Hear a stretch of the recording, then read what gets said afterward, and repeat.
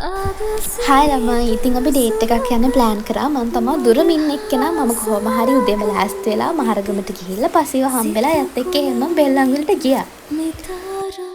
ඒ වෙනකොටත් අර ඩබල් නැති නිසා බඩගිනි නිසා අපි දෙන්නත් එක්ක මිල්ක් කොෆි එකක් අරගෙන බිව්වා. ඊට පස්සේ ටික වෙලාවක් යනකොට අර දෙන්නත් එක්ක බස් එකෙන් බැහැලා එනවා.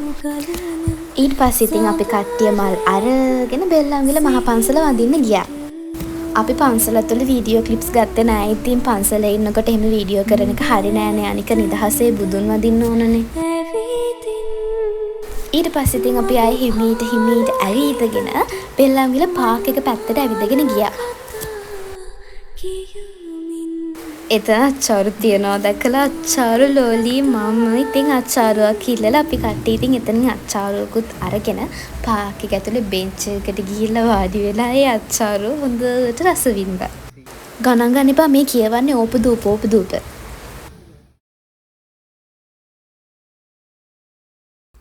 අච්චාරු කකා ඕපදූප කියවන හැටි පේනවනේ කියනවා ඉවරයක් නෑ.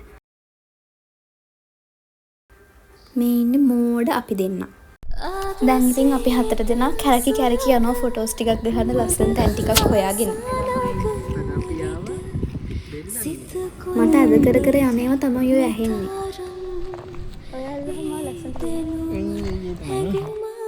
ඊට පස්සේ මං ගැම්මෙන් ගිහලා බයිසිකල් එකක් ගත්ත පදින්න කියලා. අදිනකොට තිබ්බ ගැම්ම නැති වෙලා ගියා. ඇත්තට මේකේ වීඩියෝස් ගන්නවත් අපිට බැරි. නයා ගියා වගේ පාරේ ගියා. තාපොඩේ මිනිස්සුත් හප්පලා මට වන්දි ගියා. මම කවදාවත් බයිසිකල් පදින්නේ නැහැ කියලා හිතාගත්ත ළමයි.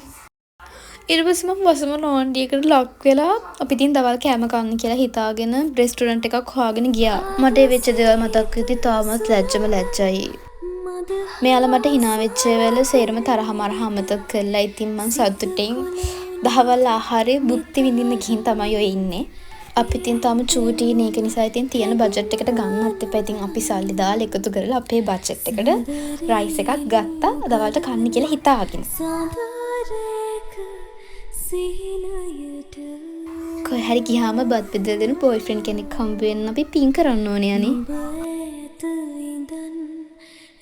ඊට පස්සේ මං ගැම්මෙන් ලස්සන ආදරණීය ක්ලිප්ස් ටිකක් ගන්න ගියනට මං කට ඇරිය විදියට ඒ ආදරණීය බව නැති වෙලාම ගියා. ඒක පැත්තක දාලා අපි ඊළඟට ගියා. එතන තිබ්බ ජැෆ්න අයිස්ක්‍රීම් කියලා ෂොප් එකක්. අපි ඉතින් ටක් ගාලා ඒකට ගියා.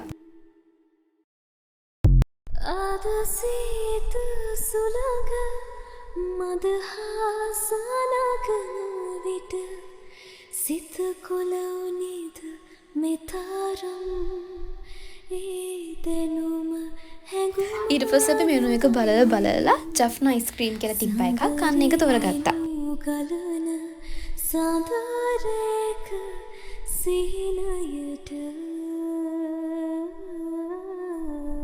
ඕඩර් එක දාලා අපි කරේම වටේ පිටේ තියෙන සේරම දේවල් වීඩියෝ කරපු එක.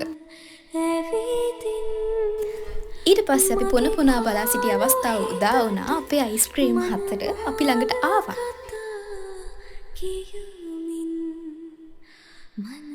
ඔළුව කරකව ඒකේ ලස්සන බලන වැරින්න වෙන වැඩක් අපිට තිබ්බෙම නෑ.